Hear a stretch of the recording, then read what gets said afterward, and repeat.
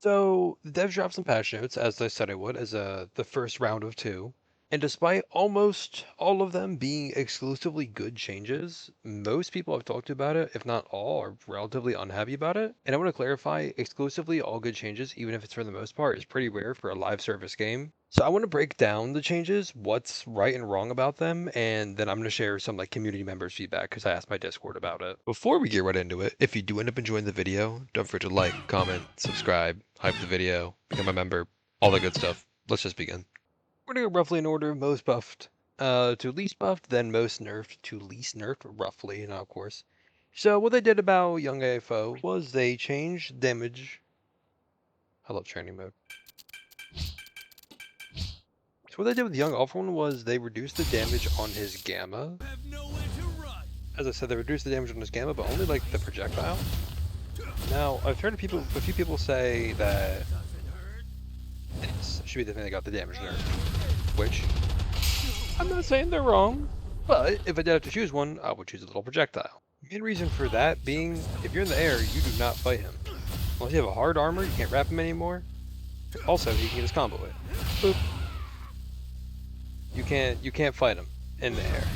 And all, as I'm sure you might have seen recently online, all the good young AFO players, they're doing this and canceling it. The projectile's the bigger problem with it, is what I'm trying to get at. Something else they changed about him is the meteor.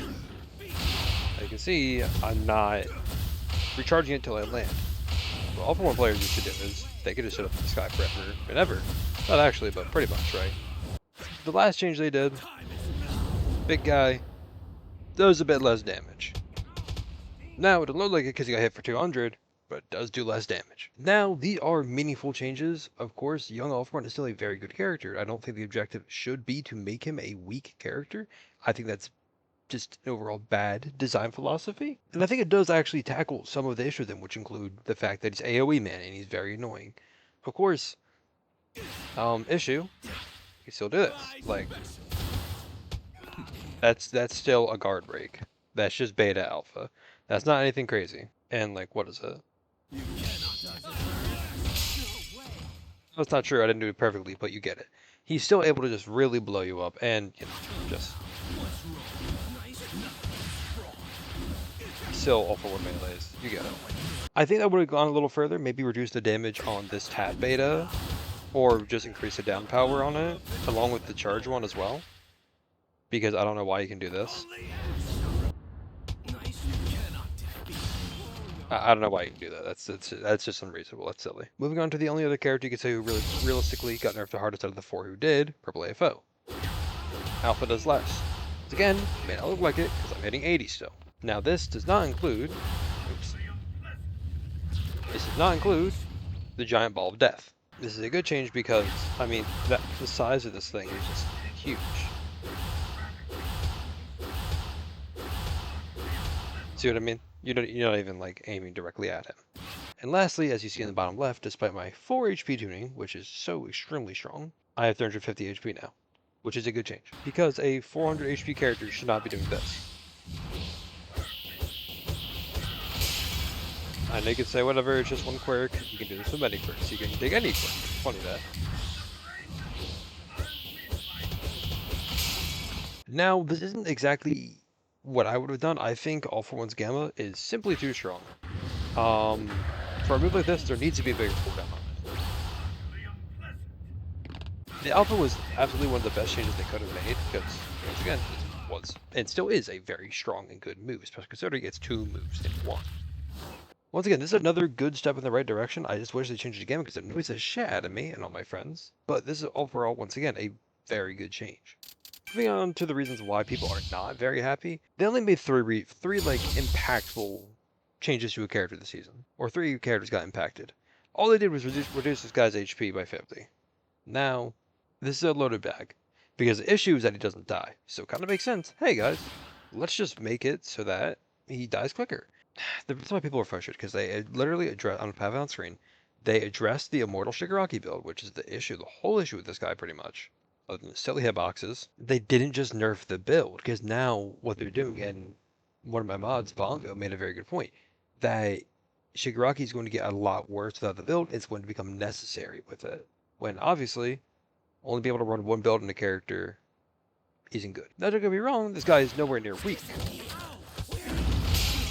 I mean, it's weird because it's a good change, but it's also a step in the wrong direction. And the thing is, that's the only change they made about him. Urushiki's been one of the biggest menaces since his drop in Season 14, which was a hot minute ago. Having this be the only change is disappointing, people. Getting on to the actual biggest disappointment, Red Kiri. Red Kiri's been top 3 or top 5, pretty much, since he dropped in Season 8 when Tech Nezre came out. That is one season after the Hawks anniversary came out. That was a long time ago, nearly 2 years ago. All they did, drop his gamma damage off a bit. It doesn't look like I have tuning on, and it's hitting 125 still. Of course, it's training, so I think it does hit a bit less. I think it's supposed to hit like 113 or something. Now, let me show you why it doesn't matter. Why? Well, why would it matter? He's still the invincible man. He's still the flying man. He's still the auto-cancel mix-you-up man. There still is no fighting him. Reducing the gamma damage is possibly one of the worst changes they could have made in terms of actually balancing it. Because you have this on, this alone makes you hard to kill. Movement like this already makes you relatively different to kill. This makes you very hard to kill. The three of them together, it's not happening. And, in fact, you can do this, like that. The point I'm making is that Radiator is very, very broken. He has been for a very long time, and everybody's known that. In fact, every time I uploaded a short of him, because I thought he's fun, I got made fun of. This is where we're going to start to really understand, just like Purple Shiggy, why people are frustrated with the patch. It's just like, it's a good change, but it wasn't enough. We've been dealing with this for a while. We haven't had a good patch for a while. This isn't very satisfying to see. I'm going to say something that's important and worth mentioning as I show the next buff, which is literally just that Yellow Kanto's Gamma comes back slower. I meant nerf, not buff. You can see this. It takes a good minute to come back. I think the real change is that it takes a long time to come back once you use level 3, or all your ammo, whatever level you're at. Something important to mention is that they said the main bulk of these patch notes were going to be next season. Like we said, hey guys, we're going to pick on who has been the ruin your fun character for a very long time now. Now, I'm not saying that you should just be satisfied with this. I think you should speak how you feel. If you're not satisfied, I'm not satisfied with it either. I'm happy, but I'm not satisfied with it. Speak how you feel, but it's important to keep that in mind. Let's move on to the buffs, and oddly enough, the weaker Kendo got nerfed, and the stronger one got buffed. What they did, her Tab Alpha does 10 more damage now. Very, very strong change for her. I played her before her second batch of nerfs, which is like one of some big damage nerfs. Maybe that's the same, I don't remember. And trust me, she would say a lot weaker with the Tap Alpha damage. Obviously, I'm tuning on 180 after 3 of those, pretty damn good. Also considering she has mini blue Deku Alpha, it's pretty good as well. Her Gamma also does 10 more. That is this hit, well shit, and that hit. Meaning if you're doing the normal bread and butter, there's 30 more now. That's strong. She's a strong character. That never changed.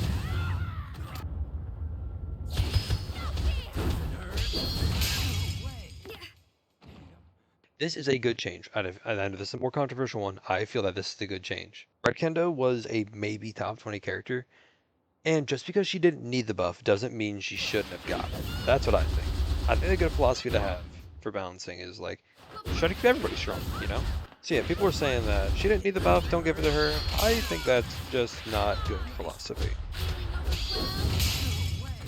Because if you really play Red Kendo, you don't know what it's like to play a character until you play them. No shit, this is obvious. If you really play her, you're going to understand that this, you're not actually doing it that many times in a match, especially if you drop it like me. You're not actually hitting that too many times in a match. It's just being completely honest with you. A lot of it is just this, and a lot of it's just this. That's a lot of what's actually like to play Kendo. I think it's overall a good change that he gave for her. Strike Endeavor. Or sorry, Endeavor. Literally, just does this longer.